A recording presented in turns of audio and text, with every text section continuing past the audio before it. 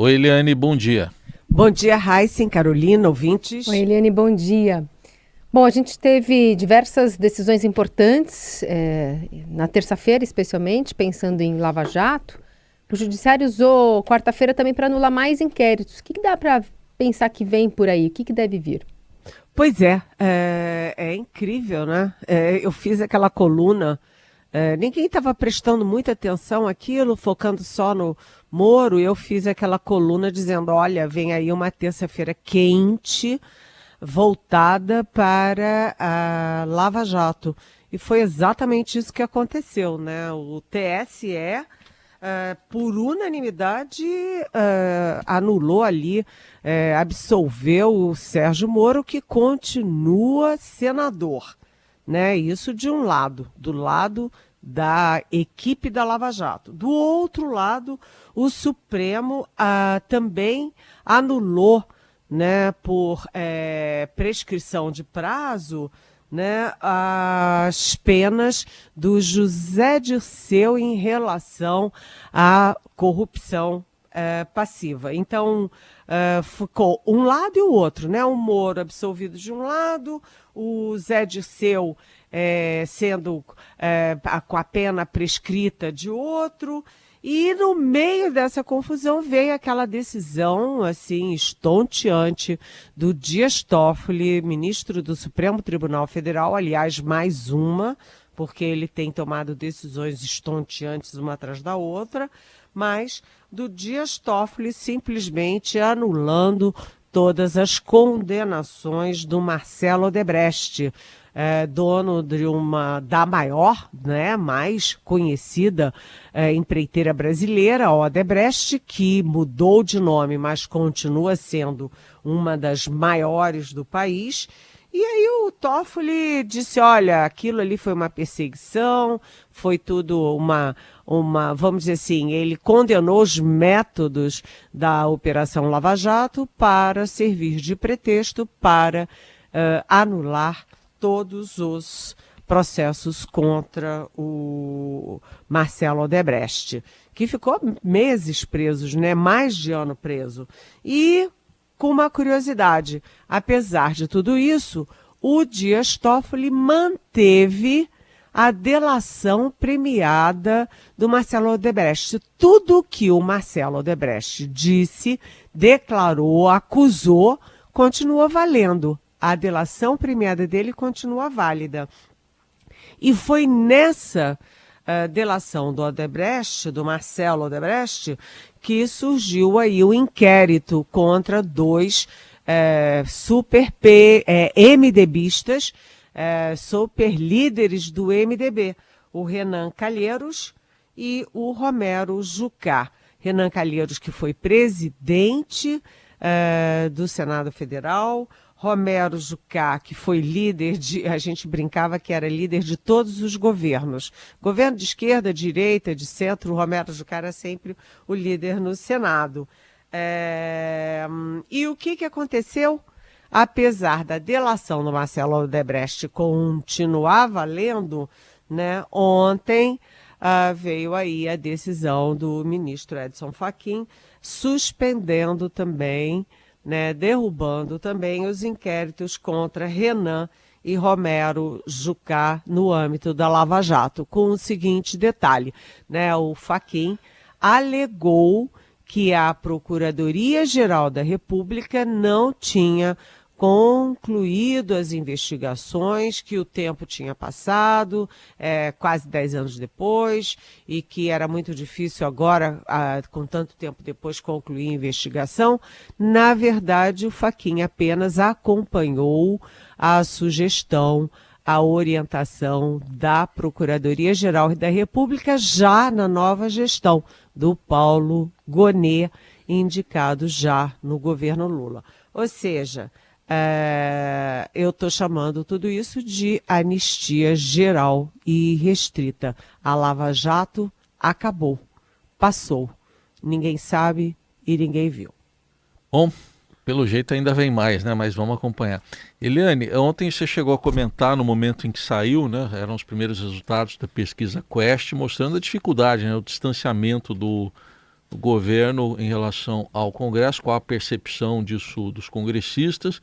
E ontem mesmo o ministro Fernando Haddad passou horas lá na Câmara dos Deputados, bateu boca principalmente com a oposição. A gente tem um trecho aqui para você comentar também. Foi um embate com o deputado federal Abílio Brunini, do PL do Mato Grosso, um deputado bolsonarista, que chamou o ministro de negacionista da economia, e Haddad respondeu dizendo que a terra é redonda o tempo todo. Então teve lá o ministro apresentando projeções econômicas para o país, o Brunini perguntou se Haddad não acreditava nos números, chegou a citar uma taxa de desemprego de 7,9% do primeiro trimestre, o corte de verbas de ministérios, e Haddad respondeu afirmou não querer ouvir que é uma prática presente do bolsonarismo. Vamos ouvir esse momento. E qual é o remédio que esse governo quer para consertar esse rombo nas contas públicas? Aumentar imposto. Esse déficit, deputado, não é nosso. O filho é teu. Tem que assumir. Tem paternidade isso aqui. Faz um exame de DNA que você vai saber quem que deu o calote. O senhor não acredita nos números? É um negacionista dos números, negacionista das exatas? O senhor me chama de negacionista? Eu defendi a vacina o tempo todo. A terra é redonda o tempo todo. E vocês negam que a terra é redonda, vocês negam que a vacina previne, vocês negam que deram calote em precatório, vocês negam que deram calote em governador. Bom, mas esteve lá no Congresso, já é alguma coisa, Eline? Pois é. O fato é o seguinte, né? A gente trouxe ontem aqui a Quest, né, a última rodada da Quest, sobre como o Congresso está se relacionando com o governo. E o resultado não é muito bom, não, porque, só repetindo, só para lembrar, em agosto de 2023, 33 dos deputados faziam uma avaliação negativa do governo Lula. Olha só, 33% em agosto de 2023. Pois é, agora em maio de 2024, isso aumentou 9 pontos percentuais e hoje 42% tem uma avaliação negativa do governo. E aí o Haddad foi ao Congresso, teve esses embates todos, dizendo que não é negacionista, né, que a terra é redonda o tempo todo, né, e disse também essa frase que eu achei muito interessante: o filho é teu, faz exame de DNA, né, faz exame de DNA para saber quem é que deu o calote. Mas ele também deu uma resposta. Ele também teve um embate também com o Kim Kataguiri, que é outro deputado da oposição. Mas eu vou focar aqui na resposta que ele deu, que é uma resposta bastante direta, diria assim, à Quest. Porque o Haddad disse, olha, realmente não é um céu de brigadeiro, né? Mas a parceria do Executivo e do Legislativo está funcionando e funcionando bem. Acordo é quando os dois lados saem satisfeitos, né? Ele também fez uma lembrança, olha, todas as expectativas nossas eram atacadas, consideradas exageradas, né? Até outro dia aí, mas, né, todas as expectativas estão acontecendo, segundo ele. Crescimento, inflação, emprego, a questão fiscal, né? E tudo, segundo o Haddad, sem custo social ou com o menor custo social possível.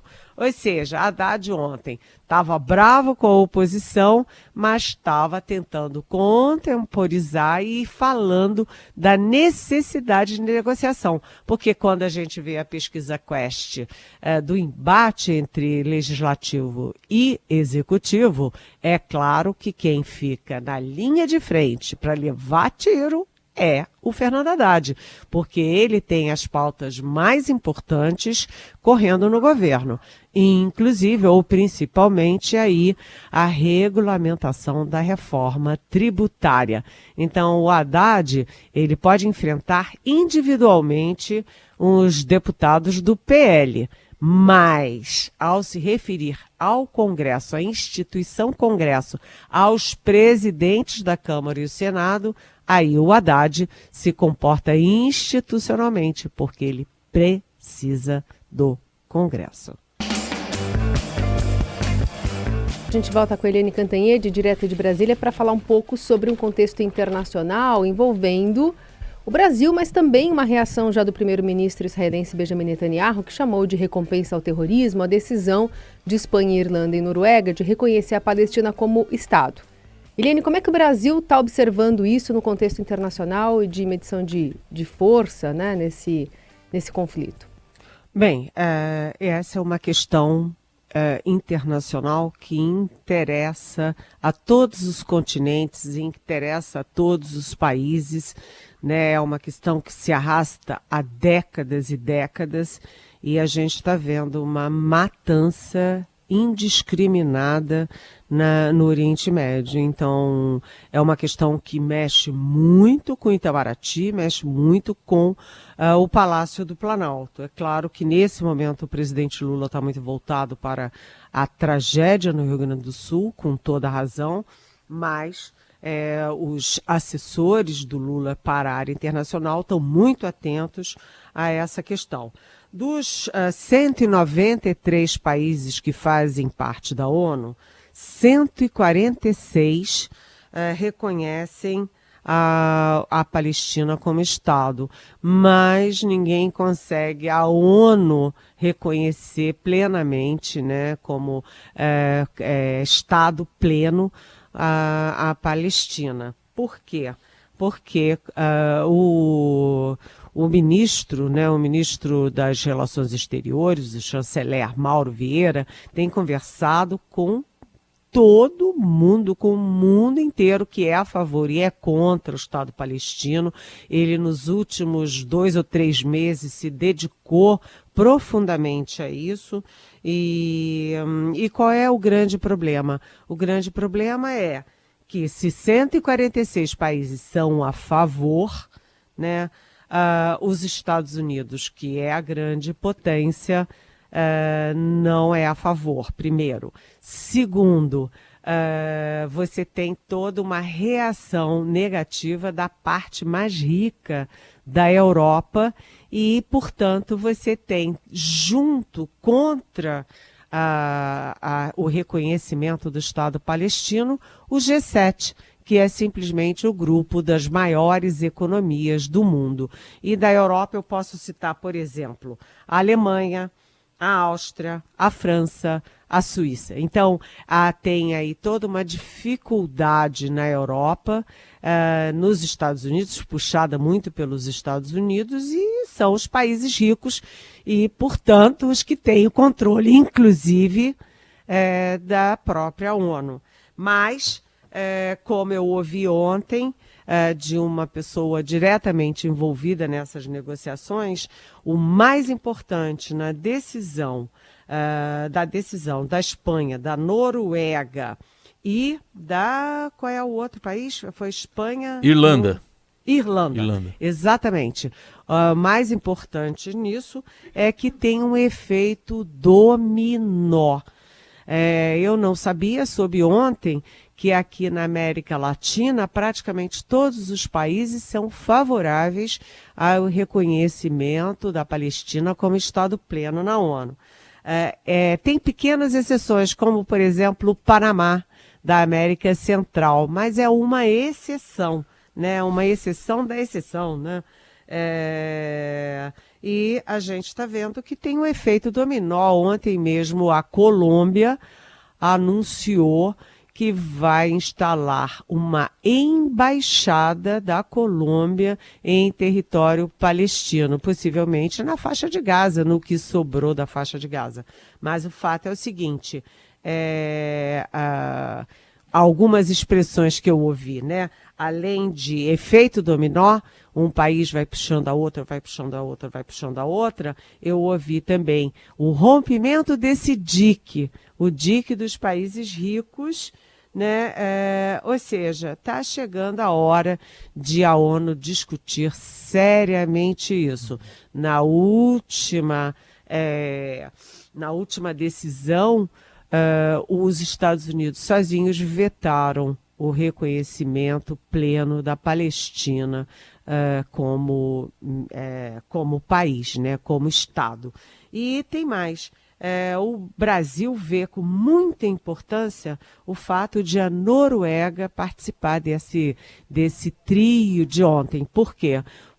Porque foi lá em Oslo, né, o Acordo de Oslo, na Noruega, 30 anos atrás, com mediação do Bill Clinton, que era presidente dos Estados Unidos, que o Arafat se encontrou, né, da autoridade palestina, se encontrou com o então grande líder de Israel e fizeram um acordo de convivência pacífica e de respeito, mas nunca esse acordo foi cumprido e Israel continua dominando todos os espaços, e inclusive Israel determina até o horário de funcionamento das coisas na faixa de Gaza, ou seja, é Israel mandando, né, e a Palestina sendo subjugada dentro do seu próprio território. Então, o que o Brasil defende? Que criando o Estado palestino, você terá 2 estados em condições de discutir de igual para igual. Hoje você tem a autoridade palestina, mas não tem o Estado palestino. Gente, isso é muito importante, é uma questão, como eu disse, que interessa ao mundo inteiro, até porque palestinos e judeus estão em toda parte, são nossos irmãos, e é preciso dar fim a essa carnificina que está acontecendo lá. Certamente. Helene, acabaram de sair dados atualizados do governo do Rio Grande do Sul, número de mortos agora em 163, quando a gente abriu o jornal hoje eram 162, e o número de desaparecidos, a gente abriu o jornal falando de 75 pessoas, hoje em 72 caiu então, mais chuva hoje para o Rio Grande do Sul.